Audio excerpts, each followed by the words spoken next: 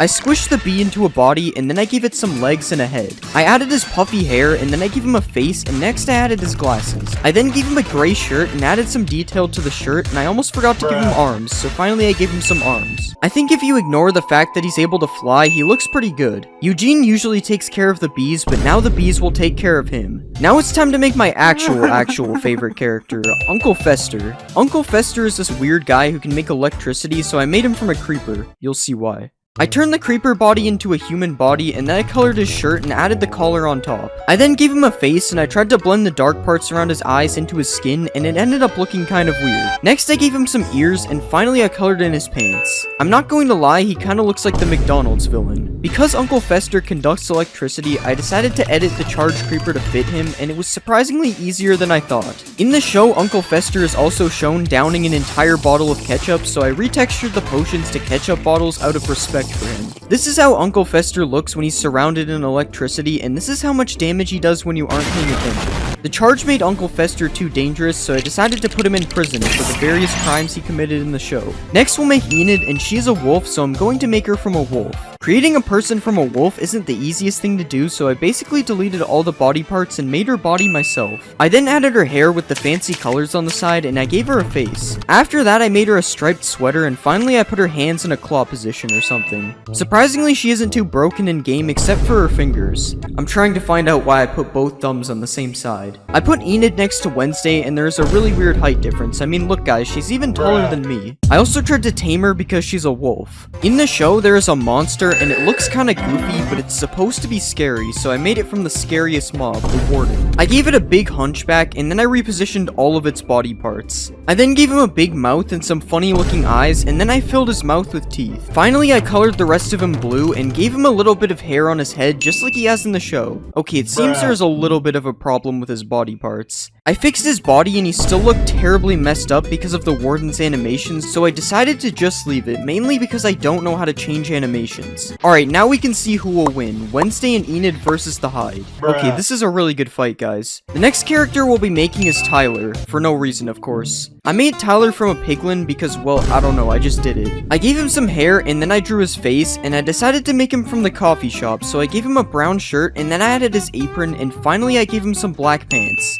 I added him to the game, and I noticed that I made his head way too big. Also, there is something wrong with his apron, but I'm not fixing it, I don't care. Now that I had made Tyler, I decided to recreate the dance scene. I had to build it in the nether because, well, you know. I used quartz and black concrete to make the checkered floor design, and then I added the stage with speakers on it. After that, I added these tables on the side, and I filled the entire roof with black concrete. Next, I made the walls blue, and I added these chandelier things on the roof. I edited Wednesday's model to make her wearing a dress instead, and then I edited Tyler's model to make him wearing a suit. Finally, I spawned a bunch of random people on the side, and then I spawned Tyler and Wednesday. Oh yeah, I forgot about her arms. Now, unfortunately, I don't know how to make Wednesday dance, but I do know how to make Tyler dance, if that helps. Next, let's add Xavier. Xavier? I forgot how to say it. Xavier is a magician or something, so I decided to make him from an illusioner. I added his long hair, and then I gave him some eyes and a mouth. Next, I colored his shirt blue and added some details to the front. The school uniform has a bunch of stripes on it, so I added some black stripes all around his shirt, and finally I colored in his pants. I spawned him in the game, and this is how he looks. Honestly, it looks pretty good. I think his head might be a little too big, but I keep doing that, so it's fine. In the show, Xavier is shown doing archery, so I decided to see how good of a shot he is. Okay, that's one hit. Alright, now he's missing every shot. Oh, he hit me again. Let's see what happens if I hit him. Oh, that wasn't a good idea. Yeah, that's probably why they never added this mob. Next, I'm going to be making the Addams Family characters. We'll start with Gomez, who is a very successful businessman, so I made him from my favorite businessman, the Wandering Trader. First, I removed his clothes, and I don't know what I was doing here. But next, I made his body a little larger, and gave him some hair, and added his mustache, which makes him look like he has rabbit teeth. I then colored in his clothes and gave him a fancy collar, and finally I added some stripes all around his suit. For some reason his arms are kinda busted and his teeth look more like rabbit's teeth than ever, but I think he looked fine. Okay, maybe that's a problem. Apparently Gomez is worth $2 billion, so I went to check what he was selling to try to be like him, but I just found a bunch of useless items. I guess the secret to being a billionaire is selling lily pads, and also having a llama that's taller than you. Next, let's make Morticia, and Morticia is supposed to be a witch, but I already used the witch, so I used the evoker, because that's kinda similar, right? I removed all this stuff and gave her some hair and some face, and then I colored her dress fully black and extended it down to the floor because it's very long. I don't really think this one looked that good, and the dress on the floor really doesn't help. Why did I do that? Her neck is also not attached, but that's probably normal for the Addams family. I also tried to spawn her with Gomez, but she just tries to kill him. Next, let's make Pugsley, and in the show, Pugsley gets bullied, so I made him from a chicken. I moved all the chicken's body parts to make a human body, and then I gave him some hair and added his face. Next, I gave him a black and white striped shirt, and unfortunately, I decided to change the chicken legs to human legs instead. I added him to the game, and he was still flapping his wings like a chicken, but his head was completely broken, so I had to fix his head. I'm honestly surprised that he looks pretty normal, other than the flapping wings. Even baby Pugsley doesn't look broken. I then decided to put Pugsley in a locker, just like in the opening scene. Wait, I didn't mean it. Next, we're going to make Lurch, and Lurch is a really tall butler who kind of looks like a zombie, so I had to make him from a giant. I gave him a thin and tall head, and then I gave him a little bit of hair. Next, I added his face, which doesn't really look like him at all, and then I colored his clothes. Finally, I added a bit of detail to the collar area, and I added him to the game. I have to stop making giants, they literally do nothing. Also, we're just ignoring the hands, there's nothing wrong with them. Next, instead of making a character, I'm going to turn the Ender Dragon into the Addams Family car. First, I deleted all the dragon body parts, and then I added some windows and a grill on the front. Next, I added some tires, and then I extended out the sides above the tires. Finally, I made the back of the car slant down a little bit, and then I added some lights to the front of the car. I tried to make Lurch drive the car, but I don't think that will be possible. Also, the car is flying, so that's kinda, yeah. Alright, now that we've created all the characters, it's time to put them all against the hide. Okay, I guess they don't really like each other, so we'll have to do it like this. Alright, this isn't gonna work. This is completely useless.